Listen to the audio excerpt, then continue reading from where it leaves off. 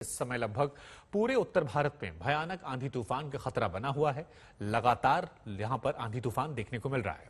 आपको बता दें कि उत्तराखंड में पहाड़ गिरने से 10,000 से ज्यादा यात्री सड़कों पर फंस गए हैं। तो वहीं बिहार की बात करेंगे, 16 जिलों में तेज आंधी ने तबाही मचाई है। बिहार में बिजली गिरने से 33 लोगों की मौत हो गई।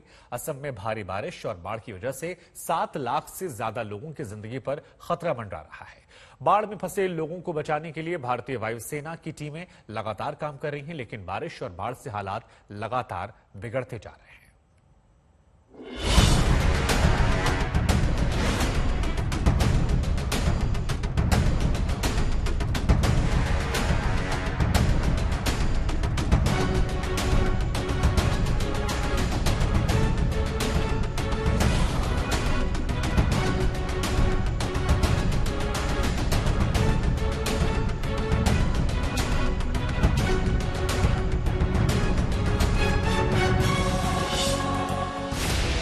उत्तराखंड से लेकर असम तक और बिहार से लेकर कर्नाटक तक देश मौसम की मार झेल रहा है। उत्तराखंड में लैंडस्लाइड से हजारों लोग मुश्किल में फंसे हुए हैं। बिहार में बिजली गिरने से 30 से ज्यादा लोग मारे गए हैं। असम में तो हालात सबसे ज्यादा खराब हैं। यहाँ ब्रह्मपुत्र और दूसरी नदियों में आई बाढ़ ने सैकड़ों गाँवों को डुबो दिया है।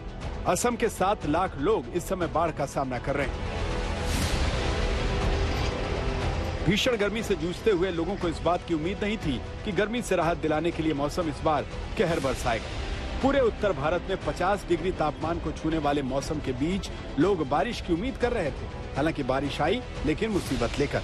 उत्तराखंड में बारिश और भूस्खलन की वजह से 10,000 से ज्यादा 4 धाम यात्री फंस गए हैं। ये बड़कोट से जानकी चट्टी तक यमुनोत्री के बीच सड़क मार्ग है, जहाँ जगह जगह पहाड़ गिरने से रास्ता जाम हो गया है। सड़कों पर गाड़ियों की लंबी लाइन लगी हुई है।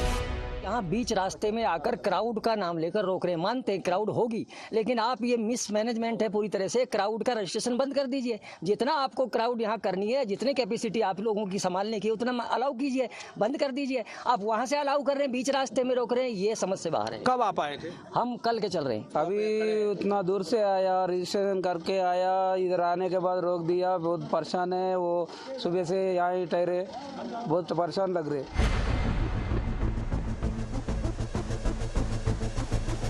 बारिश और पहाड़ों के गिरने के बीच यात्रियों के लिए सबसे बड़ी मुश्किल ये है कि इस यमुनोत्री रोड को शुरू होने में कम से कम 3 दिन का वक्त लग सकता है। यानी अगले 3 दिनों तक यात्रियों को इसी तरह सड़क पर ही संकट का सामना करना पड़ेगा।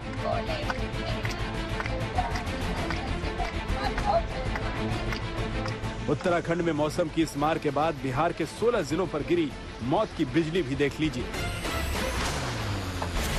प्री मानसून की पहली बारिश के दौरान आसमानी बिजली और आंधी तूफान से 33 लोगों की मौत हुई। इसमें सबसे ज्यादा 7 लोगों की मौत भागलपुर और 6 लोगों की मौत मुजफ्फरपुर में हुई।